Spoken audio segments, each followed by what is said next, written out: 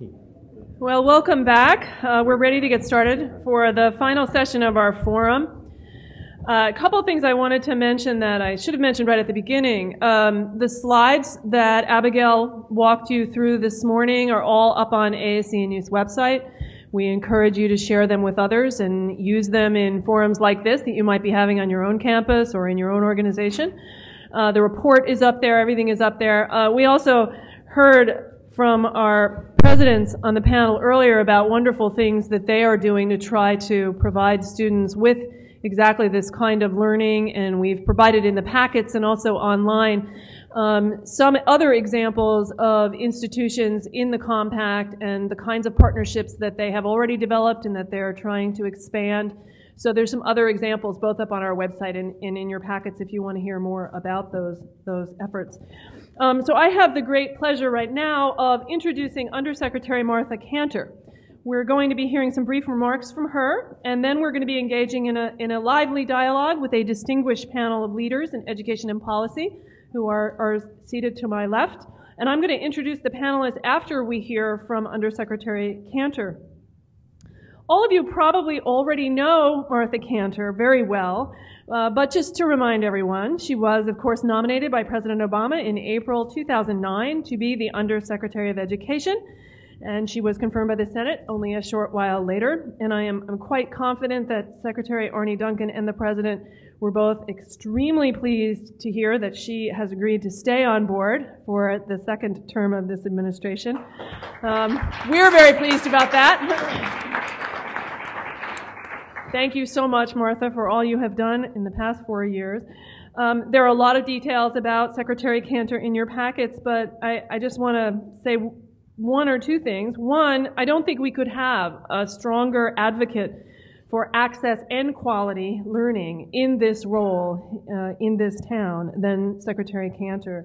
Many of you know she served as Chancellor of the Foothill de Enza Community College District in California, one of the largest community college districts in the country. She did that from 2003 to 2009. We are very honored to have her here today. So join me in warmly welcoming Secretary Kanter.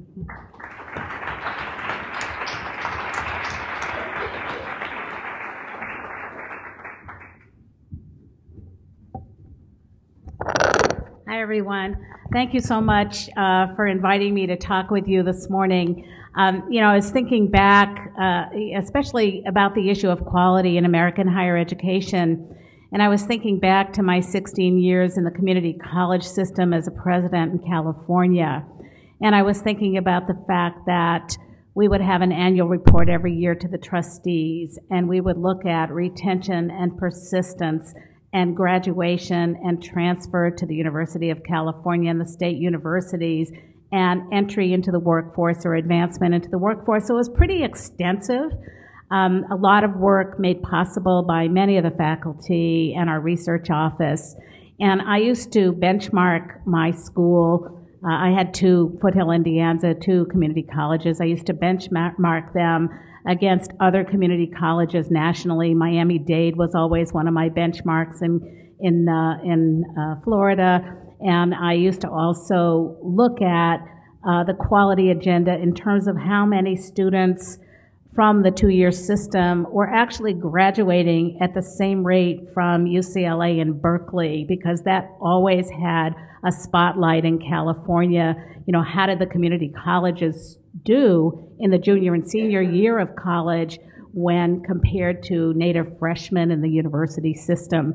And we always did really well. And what troubled me most was the fact that we, and working with Millie Garcia in California and others of you all those many, many years, I'm feeling kind of old and very excited about the second term and thinking moving forward on this quality agenda is going to be a big lift, because we have a lot of work to do in American higher education to put quality at the center of pretty much everything we do on the access affordability side and the completion side. The way I see it is quality must be pervasive, and it should be imbued in absolutely everything we do.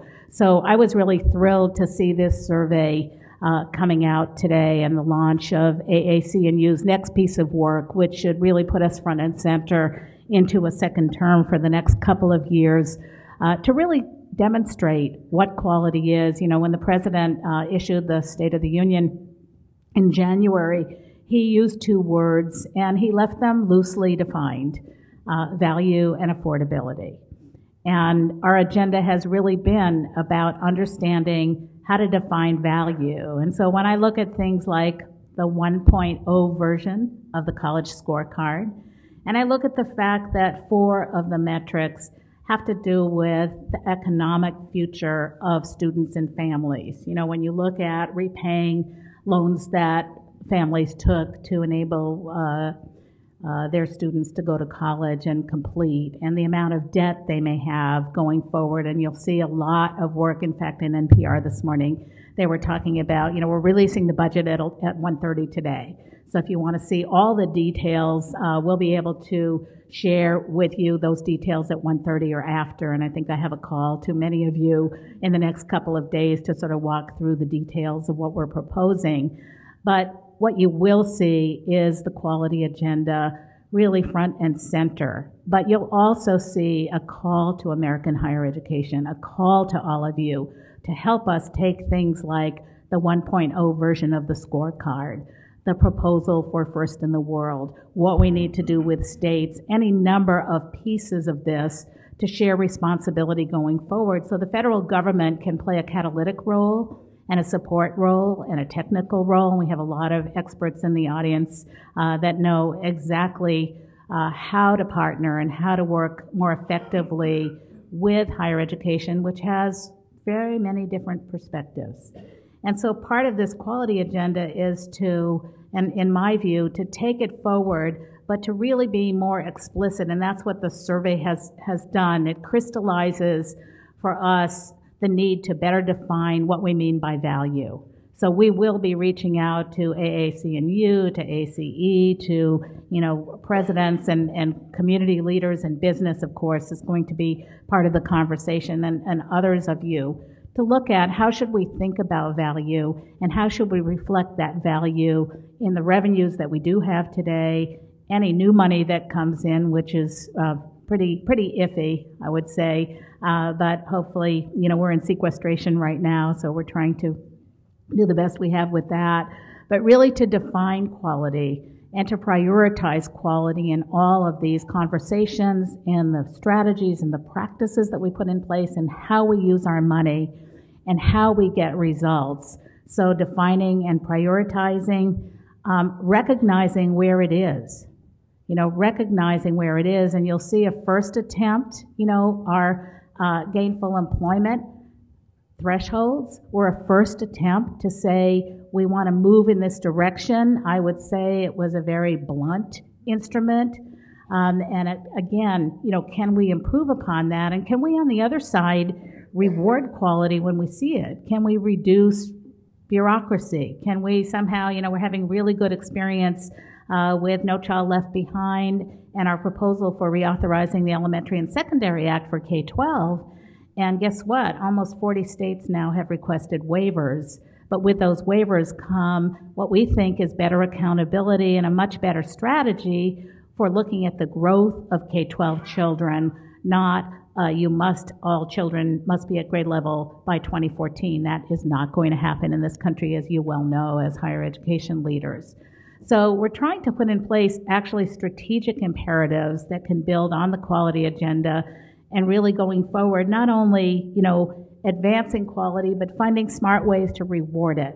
So some of it may be in burden reduction, others may be profiling where it's happening. You know, I often talk about, since Britt Kerwin's on the panel here today, I was mentioned University of Maryland, Baltimore County, where, you know, the faculty have really worked hard to close the achievement gap. And what did they do differently there? And how do we see quality? Why is it that they have such a high performance and outcomes measures for STEM graduates? What is it that's happening there? And so we need to really reward as well as better define what we mean by quality. So AAC&U's work has been really tireless. I think the LEAP Essential Learning Outcomes, you know, can that be a starting point for an acceptable framework for what we mean? And I think, you know, everything that the employers are saying confirms the value that higher education really delivers to each and every American. So we really need to lift that up as a community and hopefully have less debate and more action. Because I think, there's folks out there that would like to pit learning outcomes against, a set of narrow deliverables. So if we have students, and I come from the community colleges, obviously, who get a foot in the door because they did a short-term training, and I've been in this conversation about 10 weeks of welding, welding training will move you from a $10 an hour minimum wage job to a $20 or $30 an hour job. And you can be a welder. But I want more for the welders. I want more for the welders. I want those welders to think about moving on and continuously educating themselves and moving into maybe managing a whole bunch of welders or getting robotic skills. Maybe they can, move into a STEM field from welding. So I think, we have these debates. Is it either or? Is it in K-12? You can see it so directly. Is it career academies or traditional education, what we call college prep? And Arnie Duncan and I have said over and over again, let's not engage that conversation. It's an and, not an or. And it's to broaden and deepen, not do one or the other, because we're a connected system and we're going to need more, as the president says, to get us to the best educated, most competitive workforce in the world, we're going to need all Americans to be as highly educated as possible. So I'm going to just make, these remarks were to be brief because we've got some great talent on the panel, my colleagues. So let me just stop there. I will tell you, if you're all sort of waiting eagerly on the budget, you'll see a bunch of proposals at 1:30 on our website. I'm happy to take calls and talk after 1:30 about these proposals. But you will see the quality agenda. And we have proposed, this last year, the first in the world concept. You'll see more detail about first in the world. You'll see more detail about what the president meant when he talked about pathways to excellence, pathways, and how should we be thinking about accreditation. And I've said in the news, we are going to be very careful. We want innovation, we want the best ideas, but we're not going to open up a can of worms like we've had in the past. We don't need to repeat the Nunn hearings and all the things that happened in the early 90s. Our memories are short, but we had, a lot of correspondence schools that were doing chemistry in a box. Chemistry in a box doesn't work. We know that. We know that underprepared students need more help. They're not just going to go into an open online and be fine on their own. So we need to, again, return to the quality agenda and really look at where are we having the successes, and just want to reach out to each and every one of you in higher education to tell us about those successes and demonstrate the evidence and tell us who those faculty are and where those classrooms are really changing the lives that we need to change across this country. So again, thanks so much for having me, and I'm going to sit down and join the panel and listen to Robert and Britt and Paul and others on the panel. Thanks.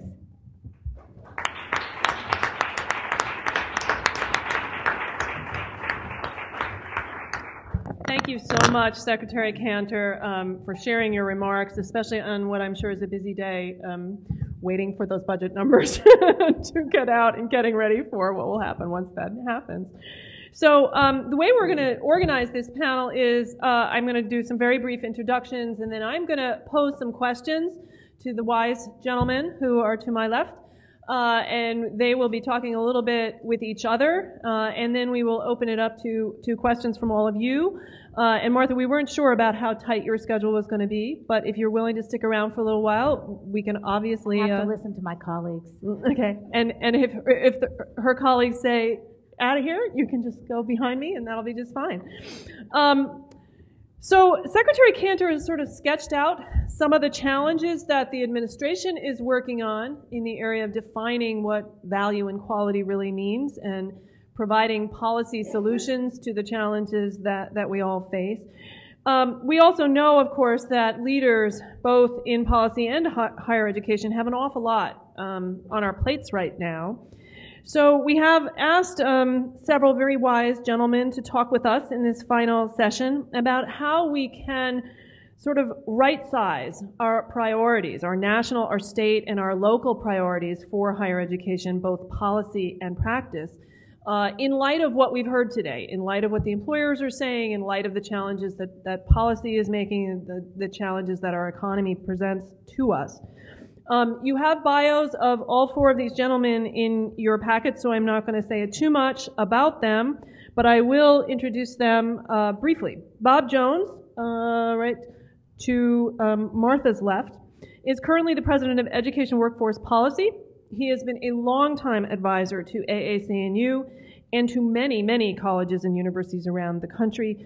The only thing that I will say about Bob is that he's an incredible bridge builder and has been for many, many years, helping to connect those in the policy world with those in education, with those in the business world. And I am very, very grateful to all the advice that he has given us. To his left is Britt Kerwin, who is currently the Chancellor of the University System of Maryland, but also, of course, has served as President of Ohio State University and as President of the University of Maryland at College Park. To his left is Paul Lingenfelter, who is the President of the State Higher Ed Executive Officers, or SHIO organization, a position that he's held since 2000, and which he is, alas, leaving in only a few short months. He also served prior to coming to SHIO in the MacArthur Foundation. And then finally, David Maxwell is in the corner over there. He joins us as president of Drake University since 1999. He also served for a time as the director of the National Foreign Language Center and as president of Whitman College. I should also say that David is a member of AAC&U's board of directors and a very enthusiastic supporter of the Compact and someone who really helped us get this Compact operation off the ground. So we are very, very grateful to him for his service on the board and on the trust. And also, I will say that Bob and David serve on the National Leadership Council of the LEAP initiative. So I'm going to start with a question for you, Bob. Obviously, the Compact is all about trying to work together to ensure that college students are ready for success in today's workplace, and also for success sort of over the long term. We're very aware, though, that we're not the only ones in this town or in other places all across the country who are talking about all of these connections between college and career. And I wonder if you could say a little bit about, as you listen to those conversations, are we all talking about the same thing when we talk about the connection between college and career? And are there some more productive and less productive ways to talk about this? By and large, we are talking about the same thing, and it's an important part of the message. I would come back to our colleague from Washington and Lee who made this comment that this is not just about technical skills, and we read too many articles about that. Most of the efforts that are going on now, the LEAP effort, the Business Higher Education Forum projects, the major business coalitions that will meet next week, every one of these things is focused on the much deeper connection, as the Undersecretary pointed out, than that issue. It's and. It is not one or the other. It is an absolute fraud, that's a quote you can use, to say to a young person today that all they need is technical skills and a job that pays well, life is good. What happens in that context is that shortly after they're on the job, 50% of the American workforce has only been on the job 5 years. 25% 1 year. Every age cohort is on the job at a shorter and shorter period of time. The only issue is, are they prepared with the adaptive skills to move on and move on and move on? That's why we hear echoes of continuous learning, or we hear echoes of other pieces. And all of these groups are focusing on that set of issues, not what we hear in the popular press. So I think I'll shift to David at the other end of the table now. Bob has pointed out that there are many conversations where we are on the same page, but also there are often messages out in the media and in other places that we read about that really don't seem to be on the same page or seem to be delivering, especially to our students and their parents, what might be confusing messages. And I think one of the challenges that we face is certainly communicating with those people and also communicating across sectors. We heard this morning from both educators and business leaders, and I wonder if you could say a little bit about how you think or how you are working to help businesses and higher ed institutions themselves communicate their respective needs and aspirations to one another and with students and parents. Sure, thank you. I first want to point out that the two times Deb was referred to me, one was on the edge and the other was on the end. So I'm not sure what the significance of that is. But, in a sense, with this question, as Casey Stengel once said, I'm having a feeling of deja vu all over again. 2 weeks ago, I was at the National Press Club with the Business Higher Education Forum at the rollout of promoting effective dialogue between business and higher education around the need for deeper learning. And the report from that is in your packets. And I came to the conclusion, listening to that discussion among corporate CEOs and university presidents, that I'm not sure that we have so much a deep communications issue as a lack of recognition that we are talking about the same thing, that it's a labeling issue. And I sat there, and I am a member of the Business Higher Education Forum, and we've been talking for the last several years about critical thinking and problem solving and analytical reasoning and written and verbal communications and communicating effectively across cultural difference and collaboration and working in groups, and calling them 21st century workplace skills. And for a couple of decades now, and certainly in the LEAP initiative, we've been calling them liberal education outcomes. But it's the same things. And so I think one of the first parts of this recognition is that it's the higher education jargon is liberal education outcomes, and the business world is calling them 21st century workplace skills, and we are talking about the same thing. And I think that's the first recognition that we need to have, and I think that the Hart survey from 3 years ago, and now the most recent one is really affirming that we are getting a very strong reinforcement of that. So I think, first of all, we need to define our terms and to recognize what we're talking about. I think we also, and I think it's very important in the Hart survey approach, that when employers were asked about liberal education, that we defined our terms. Because, as you know, and a number of Carol and others have written about, in the public discourse, in the public policy discourse, this kind of knee-jerk reaction to liberal arts education is wonderful as long as you're a rich kid who doesn't need a job when you graduate, and that's that's not what we're talking about. But that is a very common knee-jerk reaction out there in the public. Beyond this, though, I think in practical terms, first of all, what we're doing here with the Educator-Employer Compact, seeing if we can take ownership of the public discourse around this in a powerful way. I think it was Ron who was quoted yesterday about the fact that we need people who aren't us. We need people who aren't higher education people to talk about the importance of this, because otherwise it appears to be self-serving and self-reinforcing. But the final thing I would say is that one of the strong messages that comes out of the Hewlett study and the BHEF approach to this is the importance of looking at this as a local and regional strategy as well. While we are trying to take ownership of the national discourse, how can we as individual institutions and organizations and companies develop partnerships so that we are putting this on the ground and making it happen where we can? Great, thank you. And that's a great segue to the question of exactly how do we do this, and how do we do it on the ground in a particular region and in a particular institution. And I'd like to turn to Britt now. We've certainly heard we have a challenge in terms of how we define what these outcomes are, but we also have heard that we've been talking for a long time about what they are and what students need.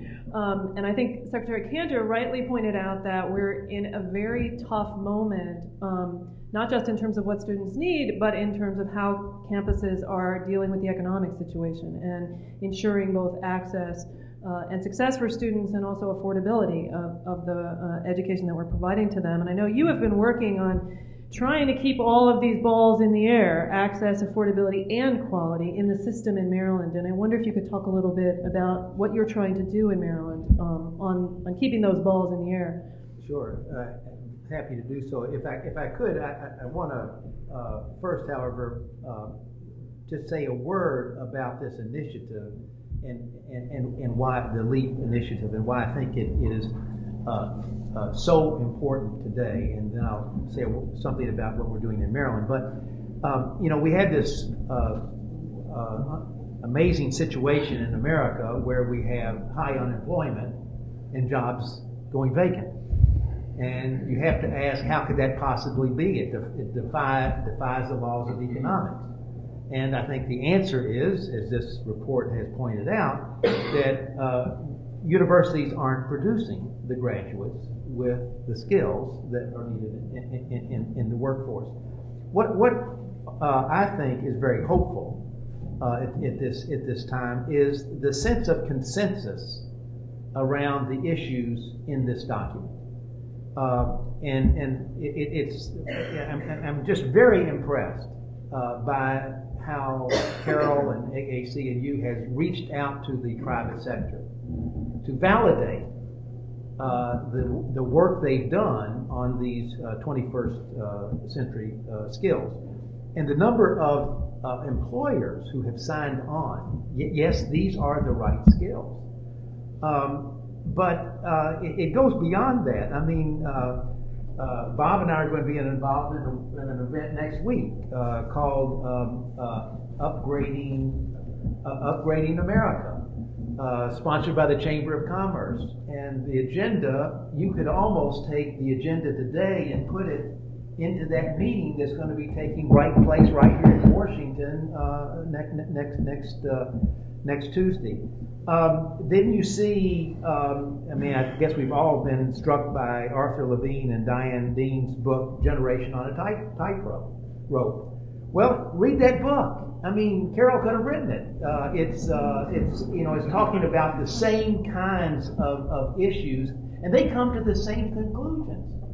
So what I think is hopeful is that there has emerged a broad consensus on the kinds of graduates that we need to produce. Now, I think it's vitally important to have that roadmap and those definitions and that vision. The hard work now begins. Getting the change in higher education to produce graduates with these skills is going to be, a monumental task, but one that is so vitally important for the university.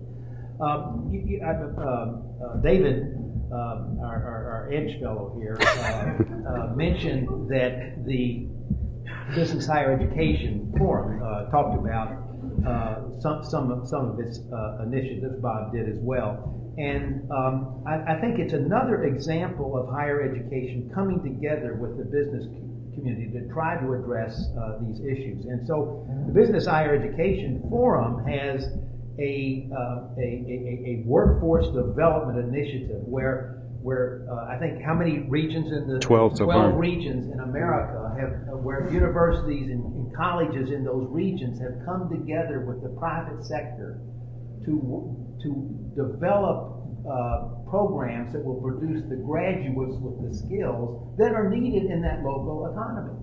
In our case, it's cybersecurity is one of the dominant areas. NSA is in our backyard. It's one of the biggest issues facing our country. Guess what? In little old Maryland, there are 19,000 vacancies in cybersecurity, and that puts you at risk. Because we need people in that area. So what we did was we brought together higher education leaders from across the state. We brought government officials running major labs. We brought the private sector in and said, okay, we've got a problem.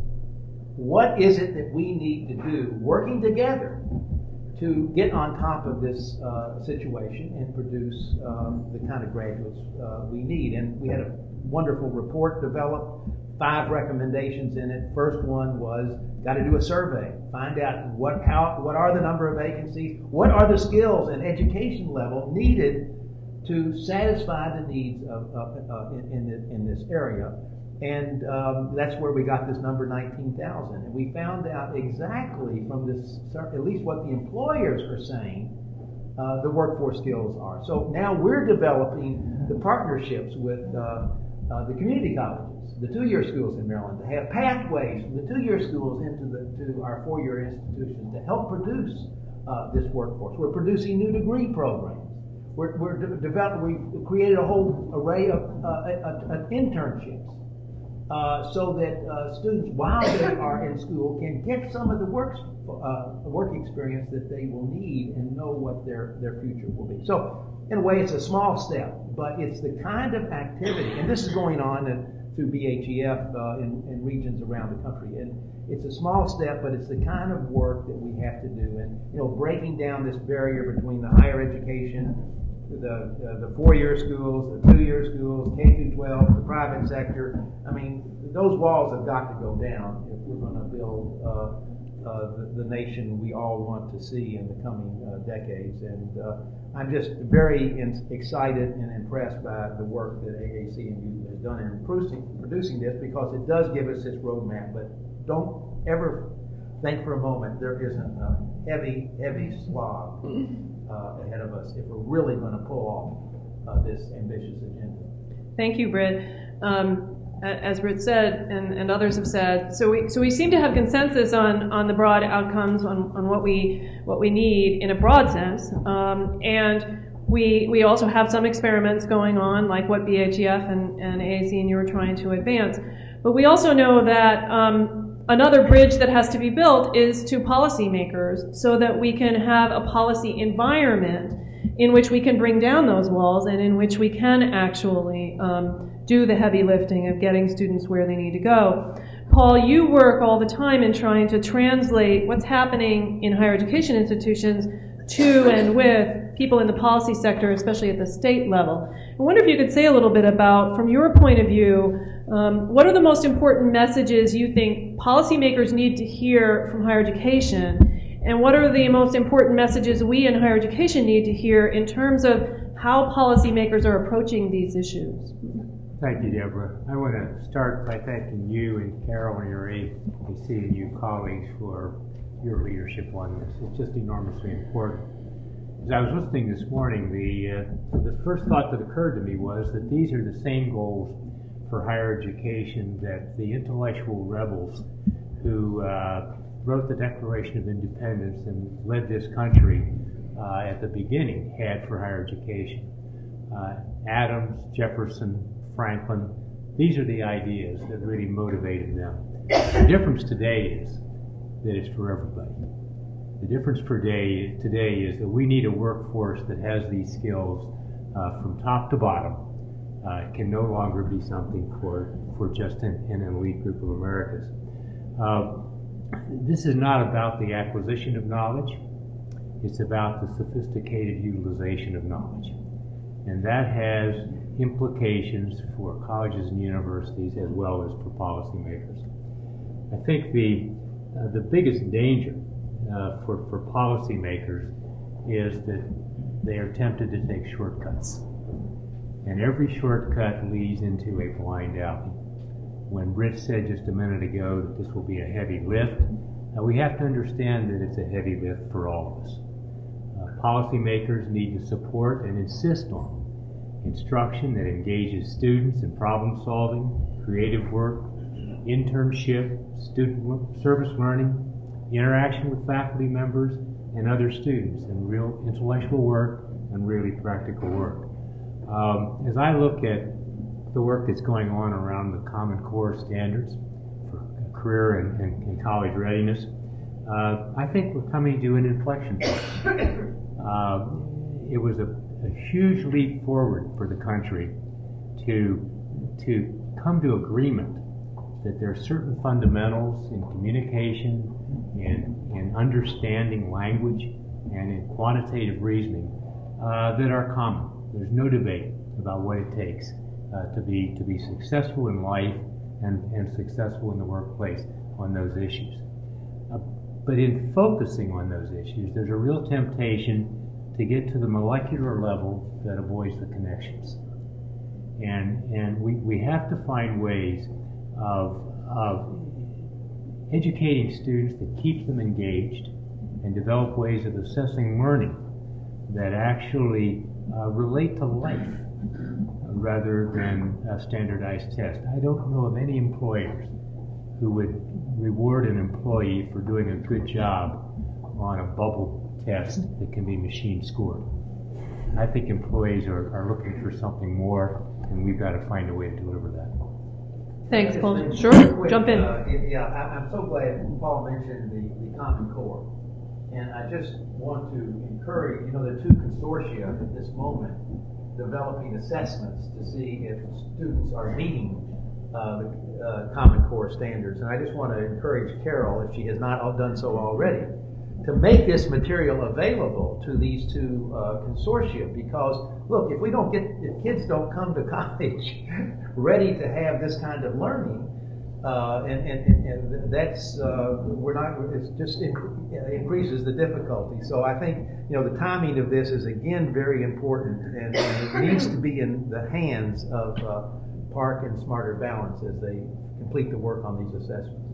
Thanks, Britt. Let's sort of stick with this question of how do we assure and help students demonstrate that they have these outcomes, and how do we have to shift how exactly we're approaching assessment. A lot of you know AAC&U has been involved in working with our member campuses to figure out what the next generation of assessments really have to look like. And I know that, David, you are working with some of your faculty at Drake to try to approach assessment in a different kind of way and move beyond a sort of assessment of lower level skills and get to how do we demonstrate that students have these higher level capacities. I wonder if you could talk a little bit about what you're doing at Drake on that front. Sure, I'd be glad to. To say that I'm working with the faculty on this is giving me far too much credit, but we do have a very aggressive and very focused group of faculty and our Director of Institutional Research and Assessment that we've been using and implementing and developing for our own uses, the AAC&U Value Rubrics for some time now, and they have had a real impact on the way in which we are both assessing student learning, but I think equally or even more importantly, using the outcomes of these rubrics as formative assessment, not only for the students but for the curriculum itself, and looking at ways to feedback and look at the effectiveness of various learning strategies. So the first four that we've been using are critical thinking, written communication, and information literacy. So the first three, and we have required first-year seminars of all students that are writing and speaking intensive, and they're also learning communities. So there are several high-impact learning practices all bundled into one. And for those of you, probably no one in this room who doesn't know this, but a learning community means that the students in the first year seminar are living together in a section of the residence halls. And so we're using those rubrics not only to assess student learning for the students, but it's an ongoing curriculum, guiding faculty in an ongoing curriculum development and assessment efforts.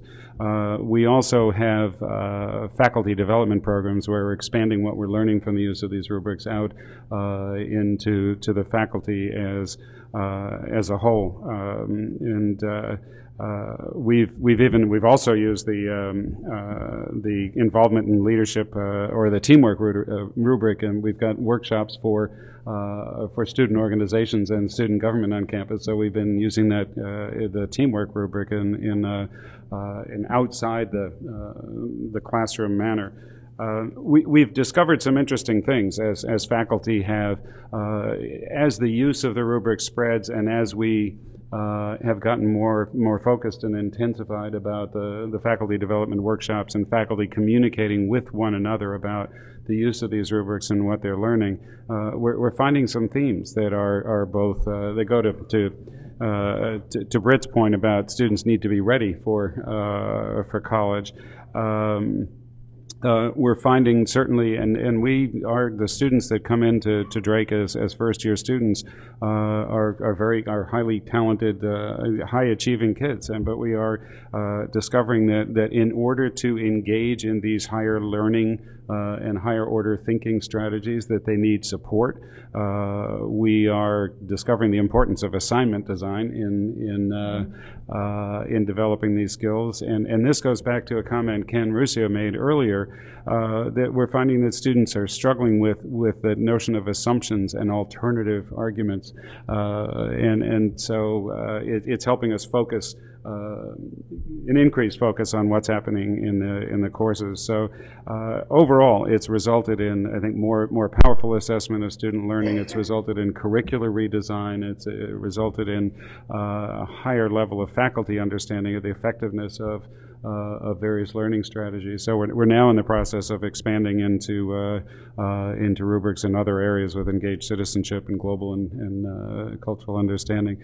We also have some experience, particularly in the School of Education, but that's broadened a little bit with e-portfolios, which has been very powerful. And now we see from the survey that it's something that I think that's very powerful information, something that employers would really find to be useful. It's a great example, David, of moving to a new way of thinking about assessment. And I want to actually bring us back to, however, sort of right-sizing the new frontier in assessment with how we are engaged in policy around issues of quality assurance. And I want to come back to you, Bob, for this question. We've been doing quality assurance in America in certain ways for a long time, and one of the ways is through regional accreditation. And I know you've been involved with thinking through how accreditation has to change to reflect these new realities, both the realities of what quality needs to mean and also how exactly we assure that students have these outcomes. And I wonder if you could say a little bit about what you think accreditors, what role they have in helping advance these kinds of policies and practices. How is accreditation changing? How should it change? Let me start that off by also going back and congratulating AAC&U. It's important to remember these aren't new issues. What's really new here is to begin to formalize the employer relationship in a partnership to discern what these changing standards are. All of us have been at this for years, and the worst community has been employers in terms of communicating what the demands and the structures are. This proposal, and along with the work we'll do next week, and BHF and the others, all of them are really very important in setting up a structure that begins to discipline how we communicate, how we gather this information, and making sure that the information is in fact reliable in terms of the marketplace. The same is true in accreditation. The new accreditation standards that the Western Association put forward this year identify student learning outcomes in great detail. What's interesting about that is not the fact, but the structure of beginning to identify it so you can begin to modify it as we learn more and more from the employer community about what these differential standards are. Now that's not popular with some of your colleagues. Beginning to have a standard that identifies a much higher level of student engagement and learning outcomes that David was just describing, and being held to a judgment of bringing all students to that standard is a very different ballgame than we've been engaged in the past. And I want to repeat that word. The entire K-12 debate, the entire higher ed debate, given the changing demographics in this country, is about bringing all students to a standard. That in itself is a cultural change. But then when you define those standards in a constantly changing way, this isn't counting library books. It isn't counting the number of faculty. It is a dramatic shift in how accreditors are going to have to look at all of these things and setting up that system so you can constantly modify it, but at the same time setting higher and higher standards. Now that has huge impact back on the faculty, back on everybody in the whole process, but it is already well underway. Yeah, Britt, you want to jump in, and then I'm going to bring I want to Secretary Kanter back first in of all, here. I want to congratulate David on the work that you're doing. That's could be will be a model for other institutions, and I totally agree with what Bob was just saying. You know, I think we in higher education deserve the criticism that we get. We've earned it for our resistance to learning outcomes assessment. And one of the things I like about of the many things I like about this report is there is a template here that is a meaningful learning outcome assessment roadmap. And I hope that institutions will begin to adopt it. You know, I find it so interesting that most institutions won't admit a student unless they've taken the SAT or ACT exam. And to me, that's a learning outcomes assessment document. Most graduate departments at our universities won't admit a student to their graduate program unless they've taken the GRE. So we, in many ways, depend upon learning outcomes assessment to do our business, but ask universities to do a learning outcome assessment on their faculty, on their students as they graduate, and there's huge resistance. Why not? What's wrong? So, I think that has got to change, and I think governing boards for sure, but accrediting bodies as well have got to ramp up the emphasis on meaningful learning outcomes assessments.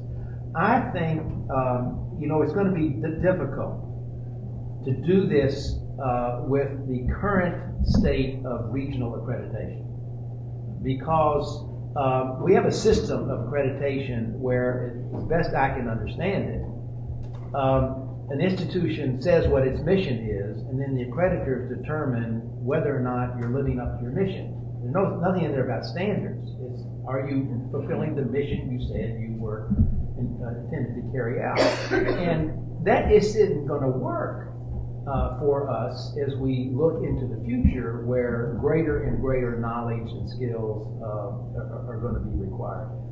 My understanding is that Princeton got in difficulty with their accreditation because their senior outcome, their senior thesis wasn't an adequate learning outcome assessment. So, we have to work on this accreditation system because, it's all now got to come together. Institutions are going to have to feel the heat and pressure of learning outcomes assessment, and we've got to have some sort of oversight, monitoring to ensure that they are meeting these standards. David's actually, both of you are chomping at the bit to get in there. Okay. David, go ahead, and then Paul, and then I'm going to come back to the Secretary. But I agree with Britt. It is going to require a major cultural shift on our part and on our faculty's part. And one of the most powerful things I've experienced in my 14 years at Drake was we have a set of what might be ungenerously called the general education requirements. We have a much more sophisticated term, of course, as areas of inquiry. And but it is it is the part of our requirements that addresses the intellectual breadth and the knowledge breadth of the curriculum. And the Faculty Senate, I think, driven by a number of these faculty who have been involved in the rubrics approach and in really looking at not only outcomes but the deeper learning outcomes. The Faculty Senate, over the course of several discussions 2 years ago, created a set of learning outcomes criteria for the areas of inquiry courses that are these deeper learning or liberal education outcomes, the LEAP outcomes. And now, in order for a course to meet an AOI requirement for a student, it has to go through the University Curriculum Committee and demonstrate which of those learning outcomes the course addresses. And I think that was a huge step for a faculty and a huge cultural shift that I think we're hoping opens the door for broader thinking about the curriculum as a whole. Paul, accreditation? Yeah, you know, the trouble in higher education, when you say the word standard, we hear standardization.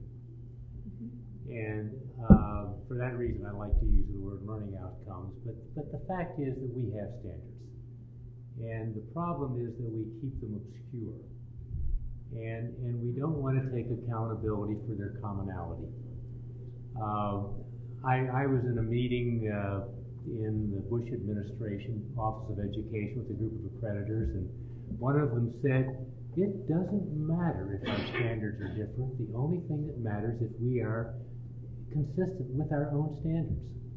And that's the same kind of thinking that plagued the K-12 world and the standards movement in the 90s, when we had all kinds of standards in every kind of state, no coherence, and different levels of achievement were considered adequate. And we've achieved the educational outcomes that we deserved with that kind of confusion. So, you know, we need to come to grips with this issue in higher education. The accreditors need to come together around a framework that is meaningful, that they accept, that the country recognizes as valid and authentic, and then we can get on with it. But the kind of confusion we have today actually serves nobody well except the individual entities that are enjoying their individuality. And colleges and universities need to come together about our common purposes, and accreditors do need as well. And by the way, a plug for the degree qualifications profile, which Carol is one of the 4 authors. This is a good step forward.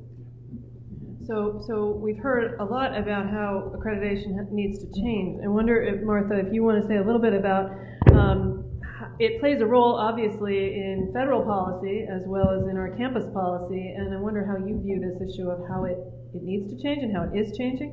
Sure. I mean, one thing you can do right now is look at the 20 recommendations that have been proposed by the National Accrediting Commission on Institutional Quality and Integrity, of which we've had tremendous discussion and debate over this last year. They are going to have a meeting, I believe it's in early June, to look at where we go next. And one of the things that we've been looking at internally, you know, our role in this is a partner. We did not create accreditation. It is a voluntary system that institutions agree upon or disagree upon and utilize.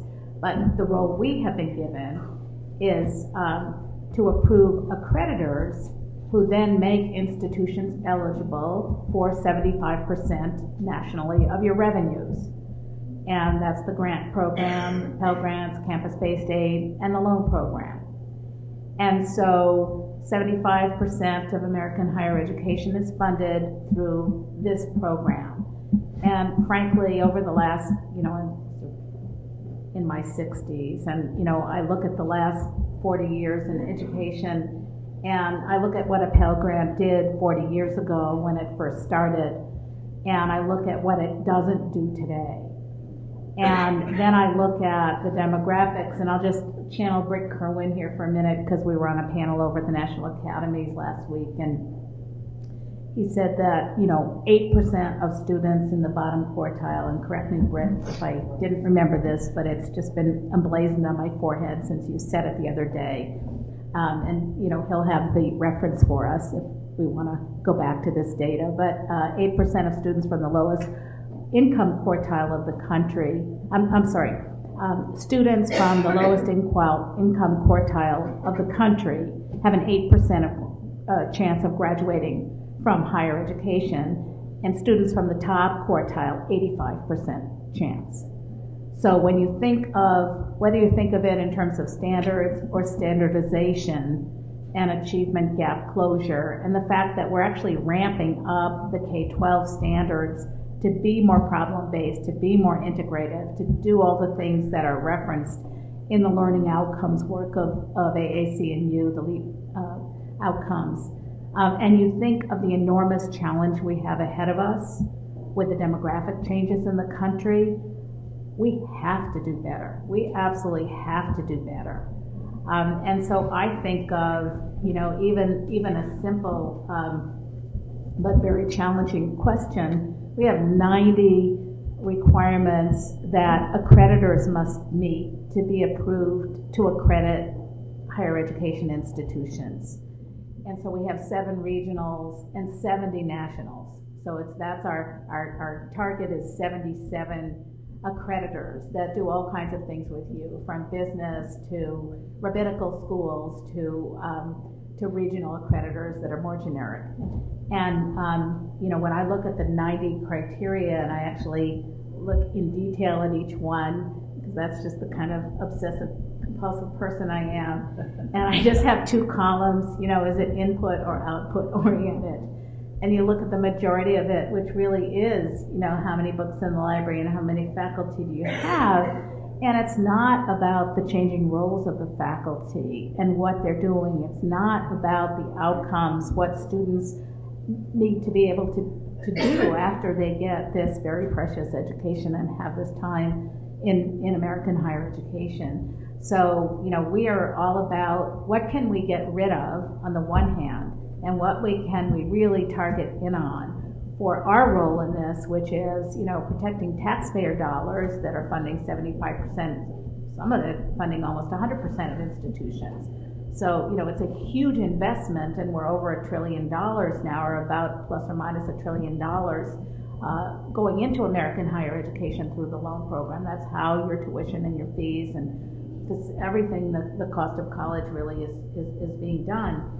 And we've got to have a better system of quality assurance that remains voluntary, that remains diverse, but that actually gets us to a much higher level of performance and is useful to institutions. Everywhere I go, I ask, is this really working for you? And, there's just a tremendous amount of debate and discussion. So I'm really glad that, Roberts and others are really looking at ways that hopefully NASICI can make better recommendations over time.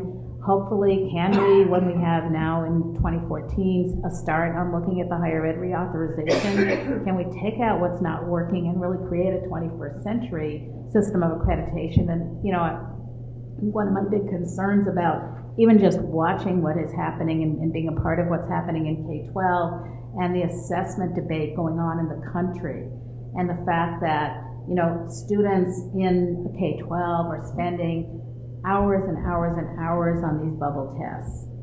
And for what? Can we use these assessments, hopefully improve the quality of them, and improve what they are? To have a Princeton capstone paper, a 100-page paper on a topic that's an amalgamation of 4 years of an undergraduate education, for that institution, we've got to have ways to understand that's a product.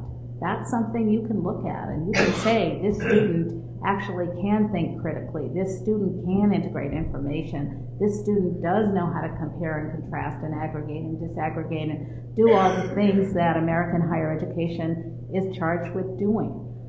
So we've got to have ways to look at this that are much more 21st century than a simple bubble test. In fact, I was in a discussion with Eloy Oakley. He's the president of Long Beach City College. And recently, they've done a 3-year study, which I sent over to IES to take a look at, where they're using high school grades, which the literature says are much better predictors than end of course exams, right?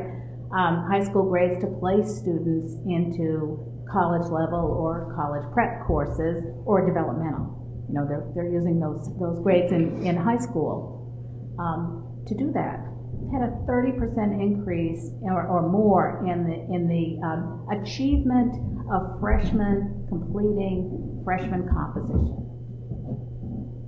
And so, you know, I look at the achievement gap and I look at our methodologies and I look at, you know, just an example that's not higher education, and we've got this enormous placement testing morass, which is just, you know, a lot of it is putting students into a dead end 4, 5, 6 levels of preparation they never get out of.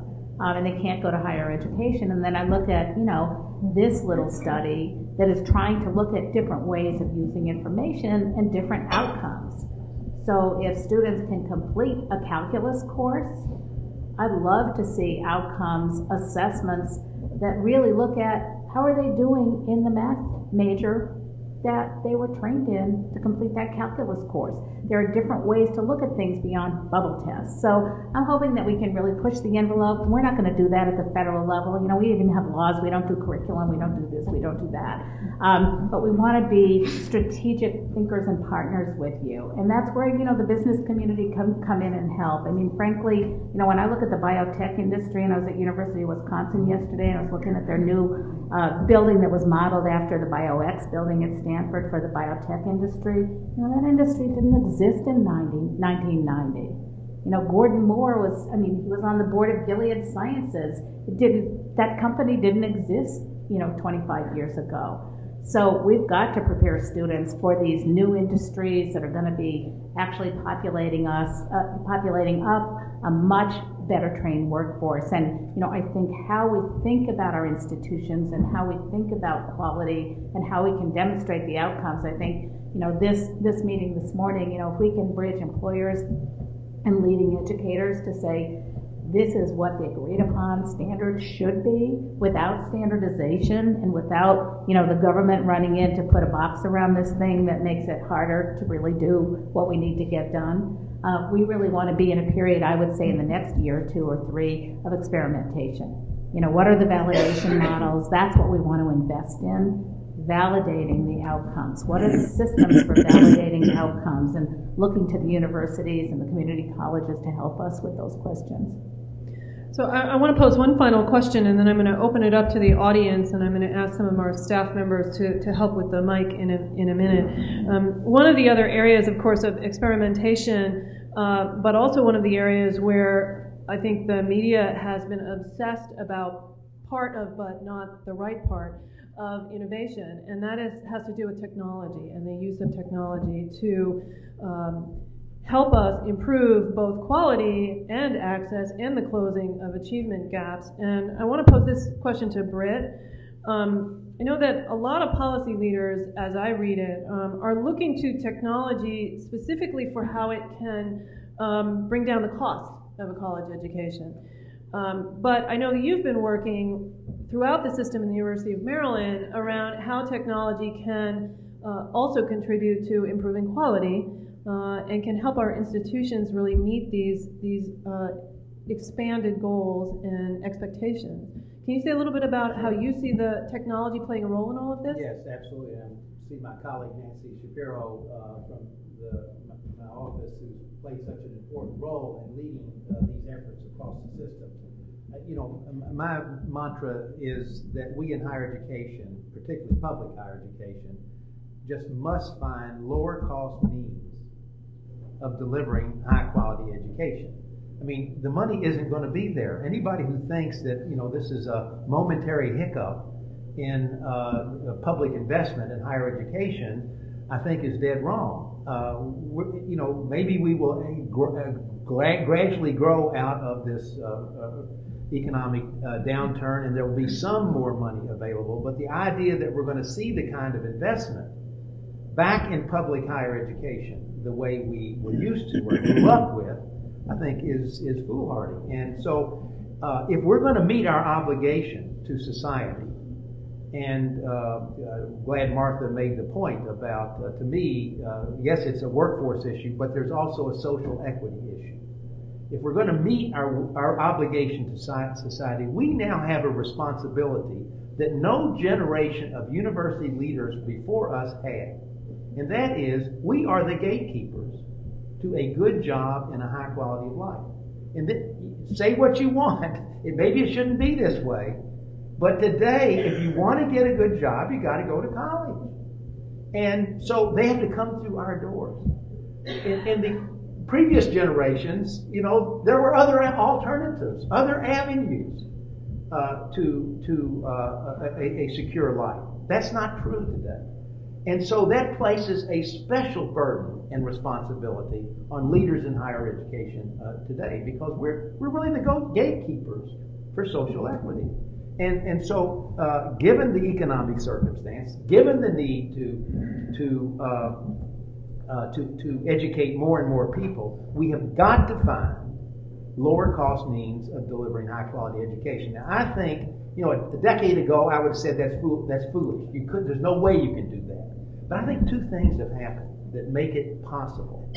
One of them is the great advances in information technology, the power of the internet, the very sophisticated software that is now being developed on the one hand, and on the other hand is what we have, the knowledge we've gotten about the learning sciences. How do people actually learn?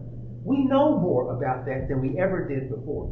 So by combining these two advances, I think technology, not as a replacement for classroom education, but as a means of taking down the cost and improving learning is, I think, has enormous potential. We're very invested in this in the University System of Maryland. We've done re-engineering using technology and other active learning models. We've done, I think, Nancy, some 50 courses across the system. We had 12,000 students enrolled this past semester across the system in these re-engineered courses. And we have documented in almost every case lower cost of delivery and improved learning outcomes. So it can be done. But here again, it's going to take enormous will and leadership throughout higher education to make this kind of transformation. I'm sort of really into this book. I mentioned it earlier, Generation on a Tightrope. And one thing they mention in there is that another mismatch we have at this moment is faculty aren't teaching the way today's generation of students learn. I mean, it's like two ships passing in the night. Faculty giving large lectures, expecting students in this generation to sit passively for 75 minutes like you poor souls are. You know, that isn't working anymore. So, you know, there's a lot of work that has to be done, but I do think there is the potential that we've never had before for technology to be an important complement to the instruction and to enable us to create a different kind of learning environment where it really is active learning, and that's what we need to move toward in our country. I'm going to let David have the last word and then open it up to questions. David? Okay. Thank you. I always agree with Britt, of course. But there's a really important issue behind what Britt is saying, and that is that as we look at the media discourse and even to some extent the public policy discourse, and I've got a couple of governors predictably in my mind, that as we talk about being more cost effective in learning, we need to make sure that this quality agenda that Martha was talking about and that we're talking about in this morning that's what we're talking about in cost effectiveness, because very often in the public discourse and the media discourse, what cost effectiveness is dollars in and credit hours and diplomas out. And that's a really, really slippery and dangerous slope. So I think all of us, from people in public service colleges and universities, all of us taking part in this discourse have to make sure that what we're talking about, as Britt so eloquently put it, when we're talking about being more cost effective, it's how much learning can we deliver for the dollars, not how many credit hours and how many diplomas. And there's a huge difference, and I'm not sure that the general public understands the distinction. Questions, comments? We have one gentleman there, and then after that, Joan in the front. Yes, Okay, sir. very good. My name is Ken Bain. I'm the provost at the University of the District of Columbia. And first an observation and then a question. The observation is this is one of the most exciting events and conversations I've been to in a long time. So I want to thank Carol and all of her staff for putting this on. But I also wanted to observe that we're not alone. And we have to realize that other places in the world are engaged in a similar kind of conversation. The European Union created what they call a high-level group headed by the former president of Ireland to re-examine higher education across the European Union. And in February, I was invited by that group to come and consult with them. I was the only American in the room, but I was struck by the fact, thinking this morning, of the similarities between the conversation that went on there in that room back in February and the conversations that have gone on here. Similar kinds of interest and similar kinds of focus. So I think we do need to realize that we are not alone in this conversation in the world, and an increased emphasis upon what we call the liberal arts, or whatever we want to call it, and that broad education. But the question is this. There have been several references to the faculty role in this whole process. And some reference to our increased knowledge about how people learn. But I'm wondering how we can, in fact, use the considerable body of evidence about how people learn to help our faculty use that evidence to improve the way in which we create the learning environments for our students that will enable them to achieve the kinds of wonderful learning outcomes that we've heard described this morning. That's a great question. Thanks, Ken. Who wants to tackle that one? Well, I'll start, but others I know will want to weigh in. It's a superb question. Thank you for raising it, because I think it's right at the heart of our challenge.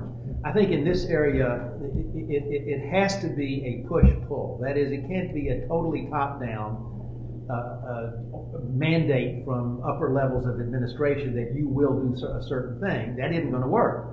On the other hand, there's got to be some incentives and synergy created at the faculty level to get them to take on these activities. I know when Nancy and I started with our re-engineering efforts across the system, we had some money available, and we put out basically an RFP for faculty who wanted to think about redoing their courses, and it was like pulling teeth the first year to get people to come on board.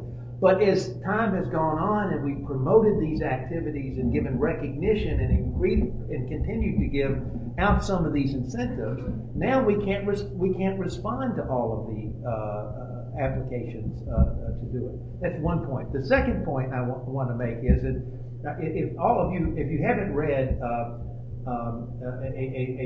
a lecture that Bill Bowen gave at Stanford, the Tanner lecture, about the new paradigms in teaching and learning, you should do it. And he makes a very eloquent point, very important. He's very eloquent, but he made a very important point in there that at the end of the day, the strategies we used in the classroom can't be left totally to the desires and whims of the faculty.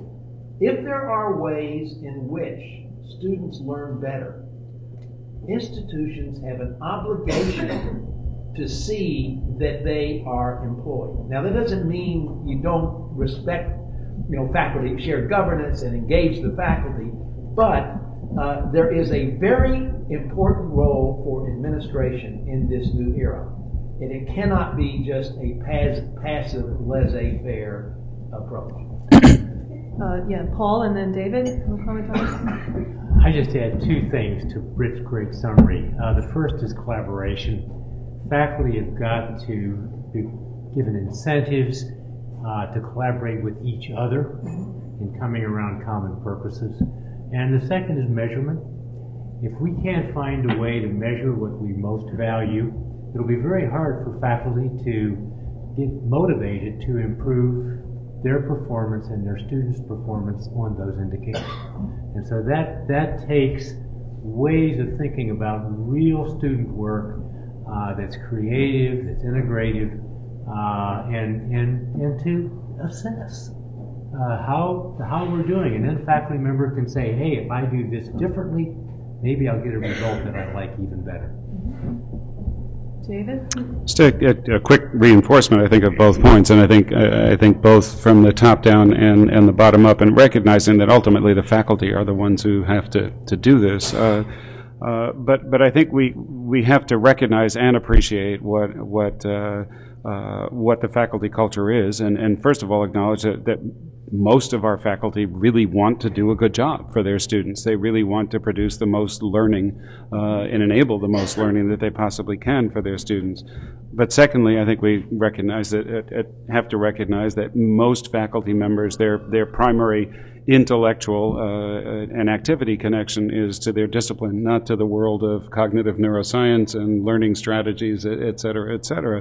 And I think so that as institutional leaders, the two roles, as I think has been articulated, that we can play is, one is that we have a bully pulpit. We can, if we have any credibility left, in my case, after 14 years, with our faculty, be talking about bringing the national discourse onto campus, making people aware of what's happening, what's being talked about, who our students are going to be, who's coming down the road, and how we need to be ready for them. And then, as was said, create the biggest thing faculty at most of our institutions don't have is time. And they want to think about these things, they want to work on these things. So it's a resource issue. If you can give them release time from courses, summer stipends for work to work on these things. So I think getting at it in both directions, creating the awareness, creating the sense of need, and then creating space in their lives and the support they need to do it. Absolutely. We're going to take a question up front here, and then I know we have a number of really effective college presidents in the audience who are probably motivating their faculty and do have lots of credibility, like you do, David, with their faculty. And so if there are presidents in the audience who want to respond to the question about faculty, and think about that, and we'll get the mic to you. But Joan, why don't you ask a question now?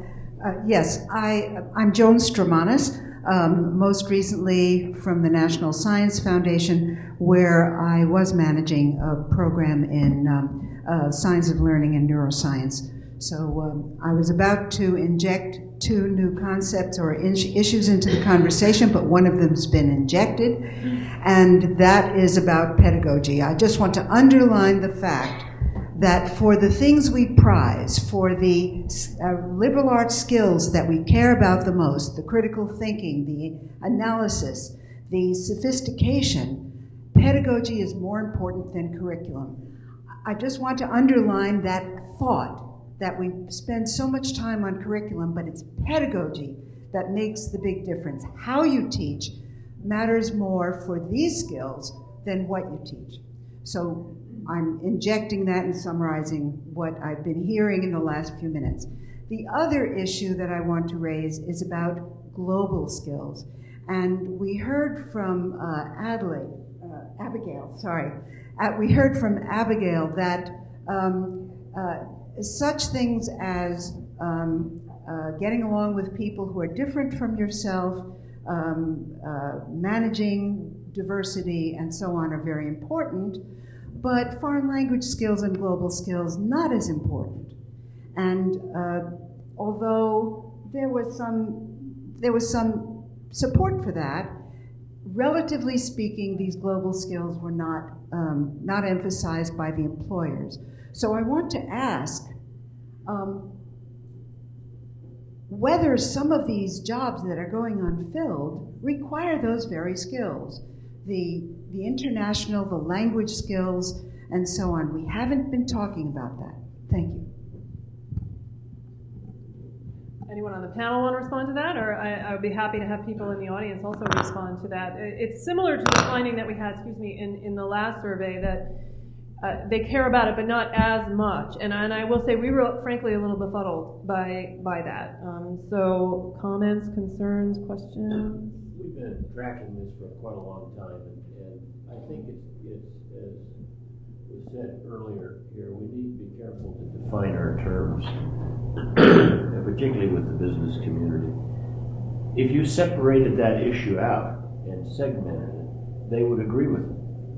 But they think it's built into other parts of the system. When you ask a separate question, put numbers on it or something, it doesn't stand up to the other things. Now that's important to understand. I mean, nothing is as important in this whole report than the basic data that says employers want, critical thinking, writing, liberal arts, everything else, while the popular press is going the exact opposite direction.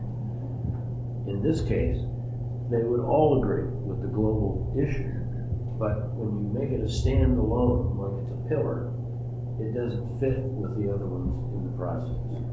Yeah, one of the other things that we've noticed in our conversations with employers, when we put in front of them a variety of practices, things like learning communities, and we try to describe to them what they are and say, would this help? Sometimes you get a look like, what do you mean? Isn't that what they're all doing? I mean, there is a certain sort of, well, that's what I assumed college was about. They're not doing projects? You mean they're not writing? They're not doing research projects? Isn't that what your job is?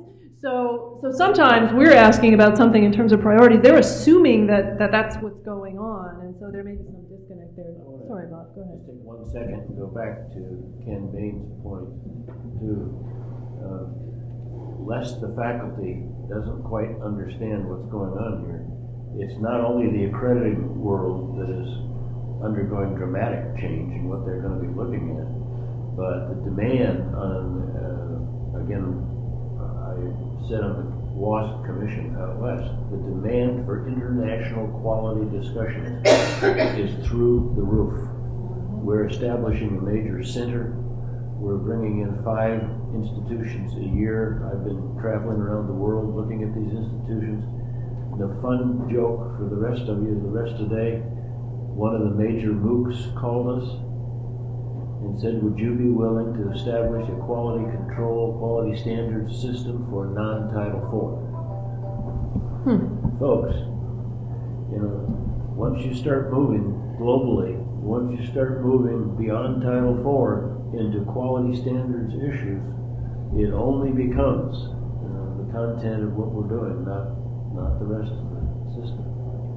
David?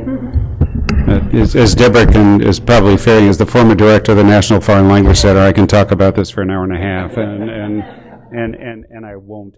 But I do have 2 points. One of the things is when I looked at those particular data about foreign languages, global knowledge, the place of America in the world, et cetera, I wonder if it is because of the way we ask the question, because it says, should colleges and universities be placing more emphasis on this? And to what extent are people saying, no, you're already doing a fine job of that, which we're not, but they may think we are. And the other is, as you know, I wish that my board chair, Larry Zimpelman, is the CEO and chair of Principal Financial Group, who's a signer of the Compact. We're here just to reinforce the fact that Principal Financial Group is a global Fortune 50 financial company. The Drake University Center for Global Citizenship is, thanks to $3 million from the Principal Financial Group, is now the Principal Financial Group Center for Global Citizenship because of the importance that Larry and his colleagues place on hiring graduates who can function effectively in diverse cultural environments. So I find these data points strange, and I think it bears some further research. Sure, Martha, why don't I let you have the last word? Well, not the last word, but just a quick comment that, I think your comment, David, just about the center, just reminds me that we have 7,200 institutions of higher education in every single state. We have these champions. We have faculty who understand what the learning, who can articulate. They are scholars in the learning sciences. They are scholars in foreign language acquisition. They are scholars in such a wealth of knowledge and skill, and we have not leveraged them adequately. We don't have a conference like this, and maybe you're planning this for provosts and academic senate presidents together to say, what more can we do in this kind of a framework? or just, and it's really, this conversation is so heartening because it's causing me to think, you know, we at the White House, we've had this Champions of Change that we've done on the last couple of years. And, you know, why not try to bring some of these faculty forward who have the pedagogy, who have the outcomes that you're all talking about as the kinds of champions and across the country. Because out of our 7,000, you know, Britt made a comment earlier that universities aren't producing the graduates we're going to need for the 21st century. And I kind of wrote myself a note, Britt, you know, not enough universities and community colleges are producing the 21st century graduates that we're going to need. But we do have these, what I call islands of excellence. And I think we are just not really showcasing what we need, and then we have a lot of confusion about the language that we use that maybe business leaders don't understand as well as the academic community does. So we have a lot of work, but I do think we have the talent here to really do the kind of job that you all have been talking about. So I just want to thank you for having me, because I've gotten all excited once again about things that we need to do in the second term, and I just really appreciate all of the leadership that all of you in the audience are showing, and certainly, you know, that the survey is providing a context for, is providing a framework for the next level of work in the quality agenda. Thank you so much, Secretary Kanter, and you are certainly a champion of change, as is everyone else on this panel and everyone in this room. So we are out of time. I want to thank all of you for being here and for helping us carry these messages to the communities that you work in and that you communicate with. Many thanks, especially to our business partners who have come and helped us out. Some of you are staying for lunch, and I'm actually forgetting where that is. Up one level for the lunch. We have staff in the back who can help us find there. Carol, any last words? Or I'm calling on her, and this was not part of the script, so you do not have to say another word, Carol, if you don't want to. Thank you all for coming, and certainly thank you for an extraordinary panel. I too, Martha, am re-energized by this conversation. We do absolutely have islands of innovation and excellence all over American higher education in every kind. What we haven't done yet is figure out how to expand those islands so they become a continent, and how to make them visible so that we have images in our mind, not just words in our text, for what it is we're working toward. But I believe we have the will to do it, I think we know how to do it. The question is, how soon can we get together and move this forward? So thank you all. Thank you all very much.